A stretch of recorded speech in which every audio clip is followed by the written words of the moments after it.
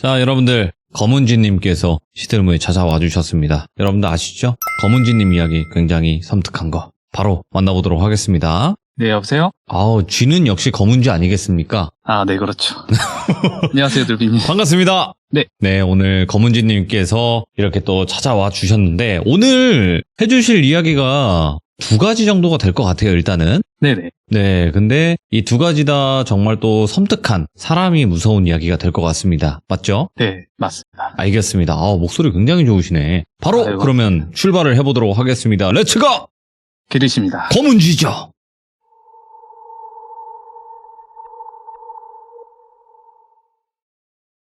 일단, 이 이야기는 제 동생이 학창시절 때 학원을 다녔는데, 그 학원 선생님께서 해주신 이야기예요. 선생님이? 예? 근데 그 선생님이 이제 학원 선생님이신데, 네. 그 선생님이 대학생 시절 때 자기가 원하는 대학보다 좀 낮은 데 가셔서 예. 반수 비슷하게 이렇게 하셨다고 해요. 거기서 이제 서울살이를 하셨는데 예. 뭐 공부도 해야 되고 뭐가 많다 보니까 돈도 많이 들어가잖아요. 집안 형편이 뭐 그렇게 넉넉치는 않던 시절이라 되게 골목진 후진 동네에 사셨다고 해요. 거기서 자취를 하셨는데 워낙 동네 자체가 이제 골목도 많고 가로등도 되게 듬성듬성 있었다고 해요. 그래서 본인이 생각하시기에 여기는 여성분들이 지나다니시면 이거 좀 위험하겠다 이렇게 생각을 많이 하셨대요. 근데 그래도 이제 본인은 남자니까 나는 괜찮겠지 하면서 항상 자기가 다니는 한 골목으로 다니셨대요. 근데 그 골목이 굉장히 폭이 좁아서 누가 반대쪽에서 이렇게 오잖아요. 그럼 이제 어깨가 살짝 부딪힐 정도로 그 골목이 굉장히 좁았다고 해요.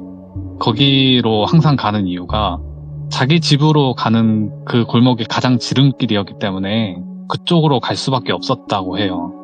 근데 이제 뭐 공부다 뭐다 바쁘긴 해도 뭐 대학생이시다 보니까 네. 학과 생활도 하긴 해야 될 거 아니에요. 그럼 이제 뭐 당연히 술을 마실 일이 많이 생기죠. 예. 어느 날 그렇게 항상 술을 조금씩 마시다가 그 날에는 너무 신이 나서 자기 주량을 넘게 이제 술을 드신 거예요. 그때 당시까지 해도 정말 자기가 인생에서 술 먹고 필름이 끊겨본 게 몇 안 된다고 해요. 그 날 중에 한 날이 그날이었던 거예요. 근데 돌비님도 그렇고 시청자님들도 필름 끊겨보신 적 있으실 텐데 저는 없네요. 없으세요? 예. 그게 필름이 끊기면 가끔 완전히 끊기시는 분들이 계시고 중간중간에 이렇게 필름이 하나 튀었다 나가듯이 기억이 날 때가 있는 사람이 있거든요. 근데 그것처럼 술집 안에서는 소주를 한 병 반쯤 그 정도 마셨다 싶을 때부터 완전히 기억이 없더래요. 근데 이제 술집에 나와서 휘청거리면서 집에 한 발짝 한 발짝 걸어가는데 그때가 이제 비가 많이 왔다고 해요. 근데 이제 집에 가는 기억이 드문드문 나는 거예요. 집에 빨리 가려 했는지 귀가 본능인지 몰라도 자기가 항상 가던 그 좁은 골목으로 가고 있더래요. 정신을 차려보니까. 근데 골목 이제 반대편에 우뚝 서가지고 가려고 하는데 예. 저 반대 끝에서 우비를 입은 남자가 모자까지 이렇게 푹 쓰고 오고 있더래요. 그래서 거기서 또 툭 끊기더래요. 기억이. 그러다 다시 딱 기억이 떠오르는 게 그 남자가 바로 앞에 이렇게 와 있는 거예요. 둘이 스쳐 지나가는 그 상황인데 예. 그 남자가 이제 크로스백 형식의 가방 있잖아요. 그거를 우비 안에 메는 게 아니라 바깥에 이렇게 메고 있었는데 그거랑 이제 선생님의 어깨랑 어깨빵 하듯이 툭 닿은 거예요. 근데 그게 워낙 무거웠대요. 그래서 안 그래도 휘청휘청 중심을 못 잡고 걸었는데 그 상태에서 이제 부딪히니까 넘어진 거예요. 그 좁은 골목에 넘어지다 보니까 손을 이렇게 벽을 짚다가 손이 쓱 긁힌 거예요, 벽에서. 그래서 아프다 하면서 손을 바라보고 이 사람이 그래도 이렇게 사람을 미쳤으니까 좀 미안하다 하겠구나 하면서 뒤를 돌아봤는데 그냥 쓱 가더래요. 그래서 어처구니가 없어서 아니 저기요 이렇게 말을 했대요. 근데 그 사람이 뒤를 이렇게 쓱 쳐다보는데 일단 우비도 쓰고 있고 모자도 쓰고 있고 비도 오잖아요. 약간 공포영화의 클리셰 같아서 좀 무섭더래요. 예. 눈이 딱 마주쳤는데 그렇게 흘깃 보고는 다시 돌아서 가더래요. 그래서 그 자리에 앉아서 얼은 채로 가는 거를 유심히 보다가 완전히 가고 난 후에 뭐 10 접하면서 이제 투덜투덜 하면서 집에 갔대요. 그때부터 이제 살짝 술이 깨서 이제 옷이 완전히 젖었잖아요. 옷을 완전 다 벗어서 화장실에 있는 그 물에 담긴 대야가 있었대요. 거기에 이렇게 툭 던져놓고 씻으려고 하는데 너무 속이 안 좋더래요. 너무 힘들어가지고 안 되겠다. 잠깐 거실에 누워 있어야 되겠다 하고 거실에 이렇게 대자로 뻗어 있는데 그대로 잠이 드신 거예요. 근데 이제 잠이 들기 전에 이렇게 술 마시면 한숨 후 이렇게 막 쉬잖아요. 그러고 있는데 아까 그 툭 부딪혔을 때 문득 딱 생각나는 게 여자 향수 냄새 말고 화장품 진한 냄새 아세요? 남자 스킨 냄새도 아니고 정확히 여자 화장품 냄새. 예? 그 냄새가 나더래요. 비도 오고 그래서 그 사람 분명히 남자였는데 왜 여자 화장품 냄새가 나지? 하고 그렇게 생각을 하다가 그 상태에서 이제 잠이 드신 거예요. 다음날 아침 이제 깨가지고 부랴부랴 이제 샤워를 하면서 화장실에 가셨겠죠. 당연히 이제 씻어야 되니까. 샤워를 하다가 문득 이제 대야를 쳐다봤대요. 근데 그때 술을 마시러 갈 때 선생님께서 하얀색 셔츠를 입으셨어요. 근데 제가 여성부 화장품을 잘 몰라서 그런데 네. 파운데이션이라고 하나요? 톡톡 바르는 거. 네네. 그 약간 비비크림 비슷한 색깔 나는 거 있잖아요. 피부 네네. 좀 트러블 숨기는 거. 예. 그거가 살짝 묻어 있고 거기 위에 또 립스틱 비슷한 거 있잖아요. 그것도 살짝 묻어 있더래요. 저게 어디서 묻었지? 자기 생각에는 뭐 아무래도 과 행사 비슷하게 이제 술을 마셨으니까 네. 뭐 동기나 뭐 후배들 여자들이 지나가다 그랬을 수도 있는데 아무리 생각해도 그때 제일 심하게 부딪혔던 건 그 남자거든요. 예. 그래서 그럴 리가 없는데 분명 남자였는데 하다가 자세히 보니까 그 대야에 받아진 물이 있잖아요. 예. 그 부분 침전된 곳에 약간 불구스름 하더래요. 그래서 저게 뭘까 하고 보는데 워낙 그 색이 얕아가지고 예. 별거 아닌가 생각하면서 뭐 립스틱 때문에 그러나 생각을 했는데 아시겠지만 립스틱은 물에 안 녹잖아요. 기름기 비슷하게 돼 있어가지고 그래서 물에 희석되는 게 아닐 텐데 하면서 그렇게 보고 있다가 워낙 긴가민가 하고 자기가 그때 필름이 끊기기도 했으니까 네. 그래서 그냥 넘겼다고 해요. 그러고 또 이제 지내시다가 가끔 그 시절에는 집에서 담배를 피는 사람이 있었어요. 네. 그래서 방에서 이 담배를 피다가 집에 냄새가 배니까 대부분이 옥상에 가서 담배를 피셨대요. 그래서 집에서 담배를 필 때도 그렇고 옥상에서 담배를 필 때도 그렇고 그 맞은편에 건물이 있었는데 그 건물을 이렇게 바라보면서 항상 넌지시 이렇게 담배를 피고 계셨대요. 근데 공부하시다가 이제 새벽까지 공부를 하시니까 담배를 피러 옥상에 많이 올라가셨대요. 그러면서 이제 건너 건물을 항상 이렇게 바라보고 있는데 꼭 새벽에는 다른 건물들은 형광등은 하얀색이잖아요. 네. 근데 유독 한 층에 있는 그 방이 주황색 조명이 켜져 있더래요. 예. 그래서 아니 그 새벽에 심지어 그 주황색 조명이 켜있는 방만 새벽에 불이 켜져 있어요. 그래서 아니 저 집은 뭔데 저렇게 새벽에 항상 불이 켜있네 이러고 보고 있었대요. 그래가지고 저게 약간 야간등 비슷하게 주황색 불 켜놓고 잠을 자는 건가 생각을 했는데 그것도 아닌 게 가끔 남자 그림자 실루엣 있잖아요. 그게 막 분주하게 여기 갔다 저기 갔다 막 움직였다고 해요. 담배를 푹푹 피면서 참 나도 새벽에 이렇게 공부하면서 고생하는데 저도 새벽에 고생한다 생각하면서 아니 도대체 뭘 하는데 저렇게 이 시간에 저러고 있나 생각을 했대요. 근데 그러고 계속 지내다가 어느 날 같은 학과 친구가 집에 과제물을 두고 왔다고 같이 가자고 하더래요. 그도 그럴 게 그 친구가 사는 곳이 이 선생님 그 담배 필 때 바라보던 그 건너편 건물 있잖아요. 네. 거기서 살고 있었어요. 그래서 뭐 가까우니까 그래 같이 가자 나도 뭐 집에 들르고 할 테니까 해가지고 들어가는데 이제 생각을 해보니까 그러네 주황색 새벽에 불빛 비추던 그 집 아래층쯤 되겠네 생각을 했더래. 예. 근데 그게 완전 바로 밑층은 아닌데 뭐 약간 가까운 그런 밑층이었다고 해요. 수상하다, 진짜. 그래서 그 친구한테 야 너 혹시 뭐 새벽에 좀 시끄럽지 않냐? 막 이렇게 물어봤대요. 혹시 새벽에 뭐 쿵쿵대거나 그런 거 없냐? 내가 가끔 이제 새벽에 담배 피면서 너네 건물 보거든? 근데 주황색 불빛 나는 데에서 그렇게 불도 안 끄고 사람이 왔다 갔다 막 분주하게 바쁘다. 혹시 거기 사람 아냐? 물어보니까 그 친구 안 그래도 그 집 사람이 정말 문제래요, 거기서. 그 집 2층 아저씨가 새벽에 잠을 못 자겠다고 올라가서 막 실랑이도 벌이고, 집주인 아주머니는 아니 무슨 집에 청소도 안 하고 청소는 안 하면서 물은 뭐 그렇게 많이 쓰고 전기세도 많이 나오고 이러시면 안 된다 하면서 그렇게 실랑이를 많이 벌였다고 해요. 아, 예. 그래서 아마 그 친구가 저 아저씨 뭐 보인 지 얼마 되진 않았는데 아마 곧 쫓겨날 것 같다 이렇게 말을 했다고 해요. 그래서 그렇구나, 도대체 뭐 하는 아저씨지 하고 내려가는데 그 친구는 과제를 마무리한다고 해가지고 혼자 내려왔다고 해요. 예. 그러고 집에 와서 뭐 2, 3주 정도가 정말 빨리 지나갔다고 해요. 자, 이제 공부도 해야 되고 학교에도 신경 쓸 게 많아서 그렇게 쏜살같이 지나갔는데 오늘 이제 또 학교를 가려고 그 골목 있잖아요. 거기를 지나가는데 저기 앞쪽에 자기 인생에서 처음 보는 폴리스 라인이 쳐져 있더래요. 그래서 와, 무슨 사건 났나 보다 하고 신기해서 가봤대요. 그래서 웅성웅성 막 사람들 몰려 있는데 보니까 건너편 그 건물 거기더래요. 그래가지고 뭔 일이지 하면서 주황색 그 집 생각을 아예 안 하고 와, 무슨 일이 일어났나 보다, 와 폴리스 라인 너무 신기하다 막 이러고 별 생각 안 하고 있었대요.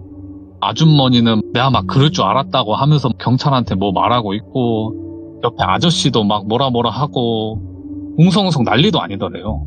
그래서 그 인파에 섞여가지고 이렇게 보고 있다가 저기 멀리서 그 친구가 보이더래요. 그래서 잘됐다 하면서 냉큼 쫓아가가지고 그 친구한테 이제 물어봤대요. 아니 뭔 일이냐. 그래서 야, 니네 건물이네? 막 하면서 물어봤대요. 근데 이 친구가 얼굴이 그냥 핏기가 싹 가셔 있더래요. 그래서 아무 말도 안 하더래요. 그래서 막 이렇게 어깨를 흔들면서 아니 왜 정신이 나가 있냐, 예. 뭔 일이냐고 이렇게 딱 물었더래요. 갑자기 친구가 말을 하는데 야, 여기 살인사건 났다.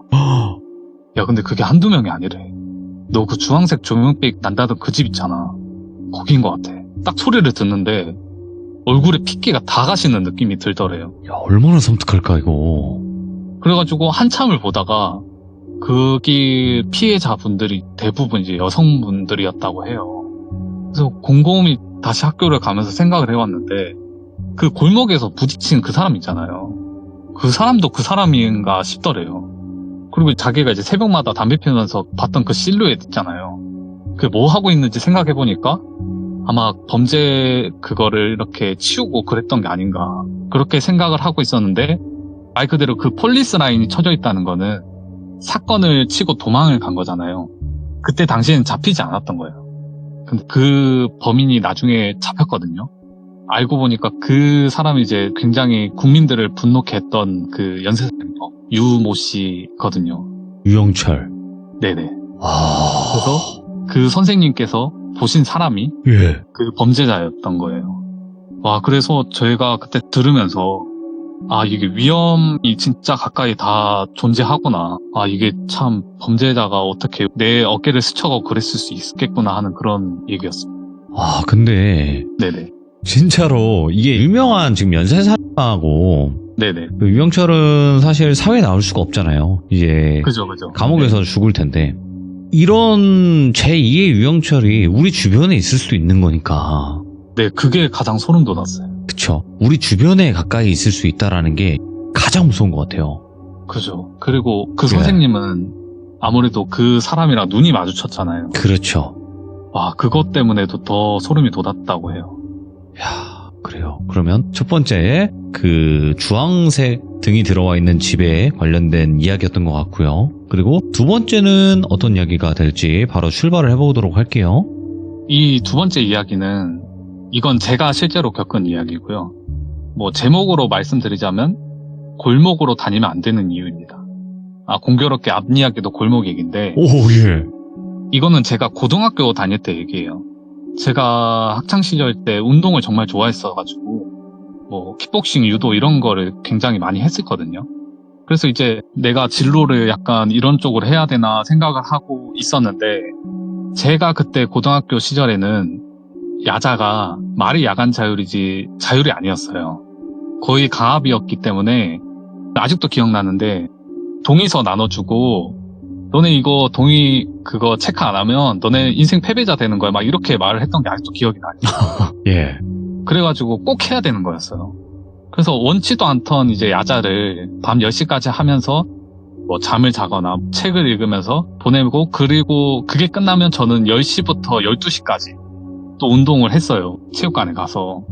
제가 거기 체육관에 초등학교 때부터 다녔던 곳이고, 거기 뭐 시합보도 있다 하니까 굉장히 늦게까지 했거든요.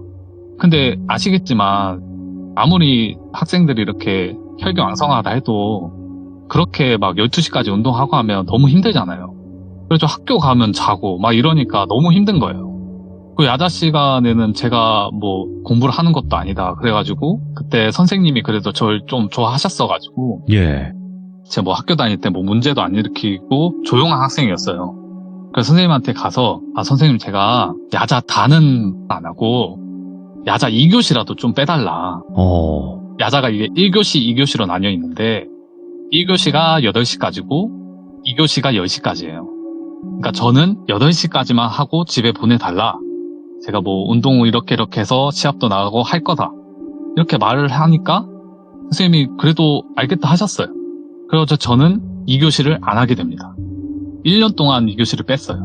8시만 되면 친구들의 이제 부러운 눈초리를 받으면서 집에 갔는데, 이게 사람들 시선이 좀 무서운 게, 그때 당시에 또 다 야자를 하던 시절이었잖아요. 근데 저는 야자를 빼고 집으로 가면 분명히 교복을 입고 있었을 거 아니에요. 그리고 이제 막 어른들이 이렇게 보면서, 뭐 동네가 크지도 않아가지고, 쟤는 어디 고등학교 학생인데 2시간에 땡땡이 치고 집을 가나 보네? 예. 하루도 아니고 맨날 가나 보네? 이렇게 생각이 들 것 같은 거예요. 예. 그래서 제가 찔려가지고 골목을 항상 숨어 다녔어요. 사람들 좀 안 보이게. 골목이라기도 좀 애매한 게, 큰 도로가 나 있는데 그 옆에 막 상가 사이사이로 이렇게 길이 나 있잖아요. 그런 골목이었어요.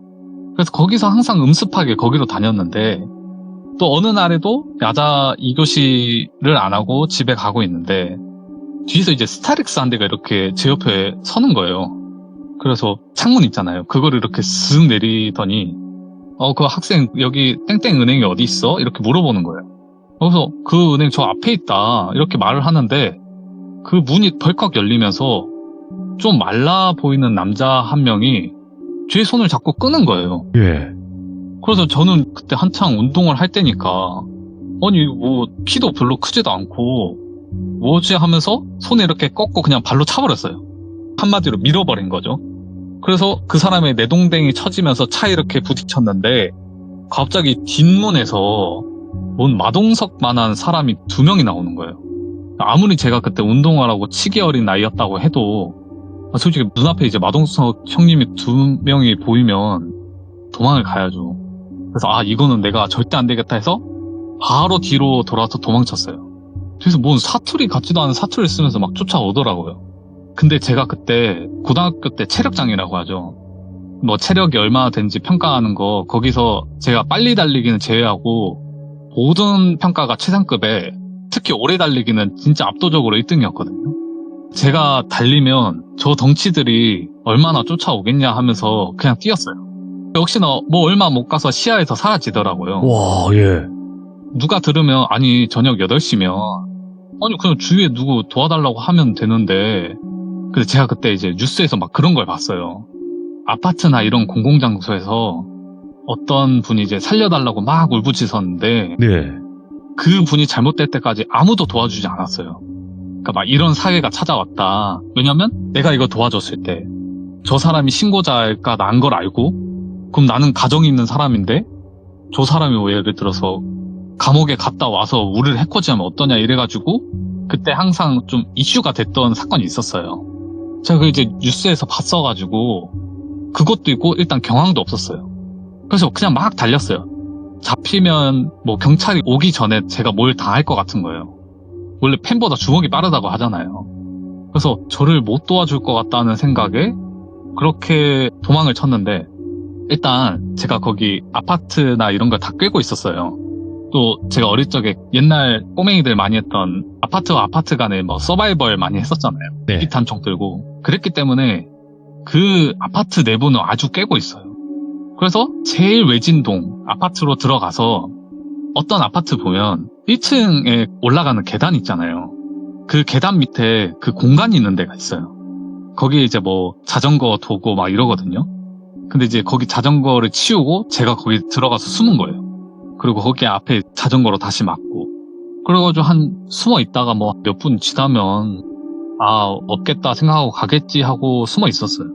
근데 그러고 한 15분이 지났나? 그 덩치 큰 마동석 형님 중에 한 사람이 제가 있는 그 아파트 문 앞으로 쓱 들어오는 거예요. 그래서 심장이 쿵쾅쿵쾅 하는데 그 남자가 이렇게 거기서 두리번 살피더라고요. 막 입을 틀어막고 있는데 정말 1층을 샅샅이 뒤지는 거예요. 그래서 속으로 계속 이 말만 했어요. 여기는 안전하다. 여기는 안전하다. 여기 아무도 못 찾았다. 이때까지 하면서 생각을 하다가 맞다. 핸드폰 이 생각이 든 거예요.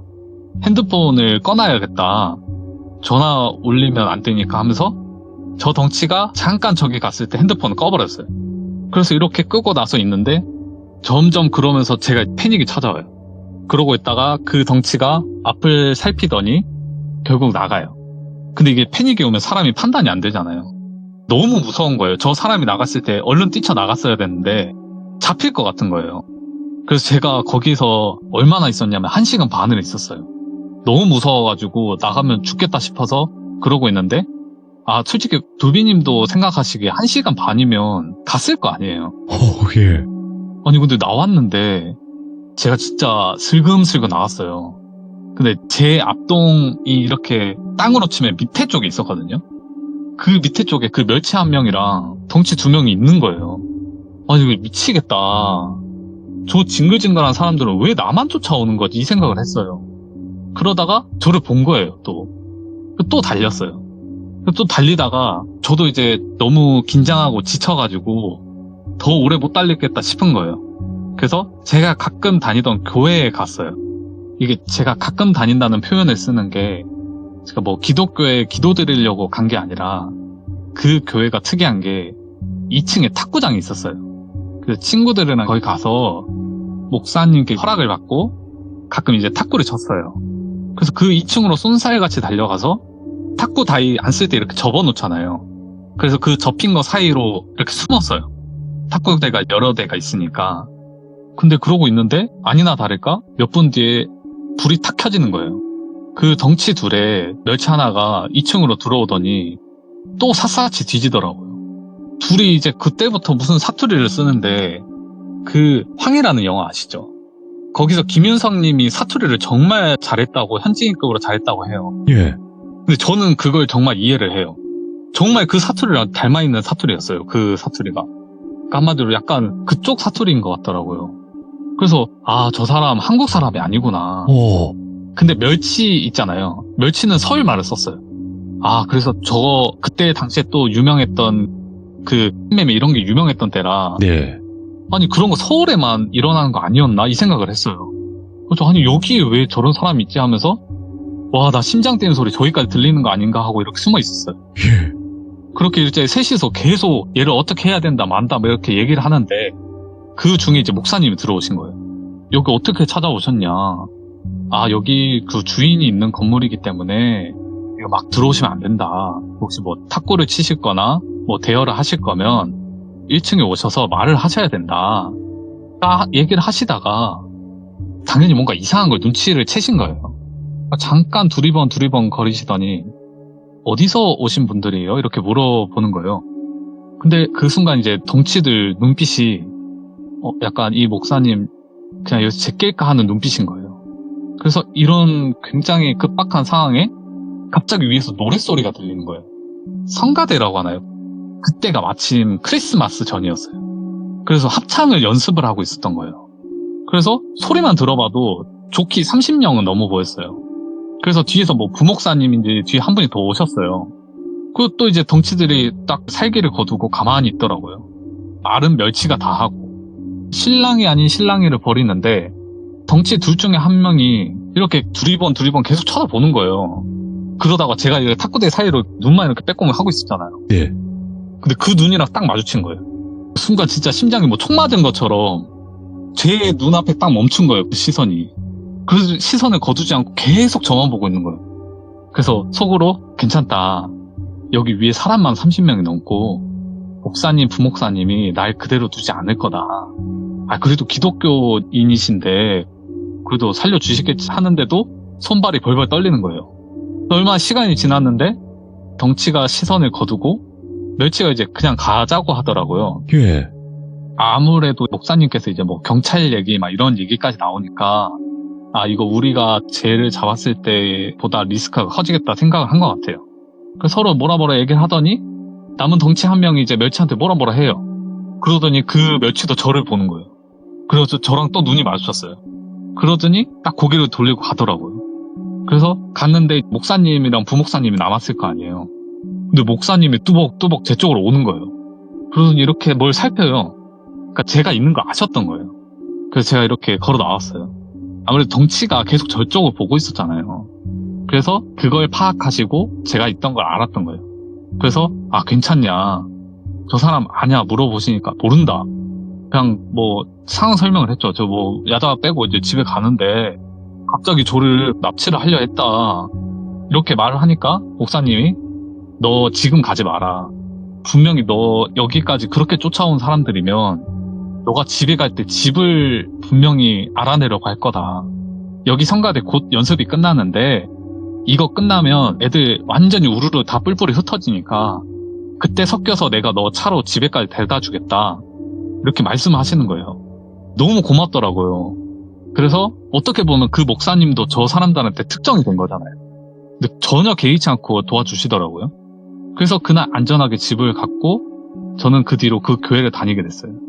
그래서 물론 뭐 집에 가니까 어머니께서 너는 왜 폰을 꺼놓고 이렇게 늦게 들어왔냐. 예. 야자도 뺀 놈이 어디 폰이 아니라 네 생명이 꺼져 보겠냐 막 이렇게 물어보시더라고요.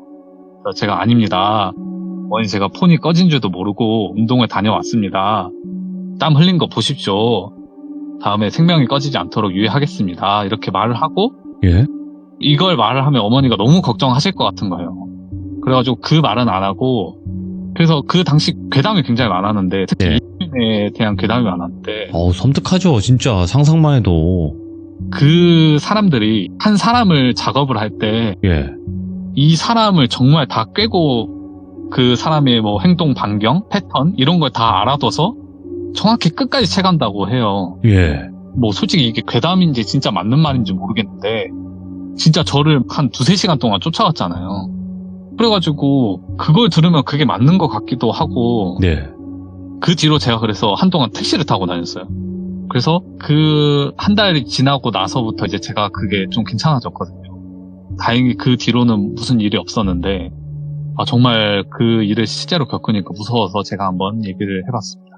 아니 진짜 이거 간단하게만 말해서요. 네네. 우리가 뭐 초등학교 때나 뭐 중학생 형들한테 돈을 뜯기는 경우가 있지 않습니까? 야 조용히 따라와 이러면서. 네네 맞죠. 그 형들한테만 도망쳐서 어디 숨어도 진짜 죽을 것 같거든요. 그 숨막힘이. 그죠. 숨바꼭질만 해도 무서운데. 근데 이거는 그의 몇 배잖아요. 몇십 배, 네. 몇백 배인데. 야, 그래서 오늘 검은쥐님께서 2가지 이야기를 들려주셨는데 네네. 너무너무 또 생동감 있게 전달을 잘 해주셨고 또 깔끔하게 정리를 잘 해서 들려주신 것 같아서 정말 감사드립니다. 검은쥐님. 네, 감사합니다. 네. 자, 여러분들 귀신도 무섭고 사람도 무섭습니다. 하지만 범죄는 언제나 우리 주변에 함께 있다. 귀신보다 더 가까이 있을 수도 있습니다. 우리 윗집, 아랫집, 옆집 다 조심해야 될 때가 온 거죠. 사실상 우리 이웃 중에 범인이 있는 거니까요. 그래서 항상 조심하시고 밤길도 조심하시길 바라겠습니다. 감사합니다.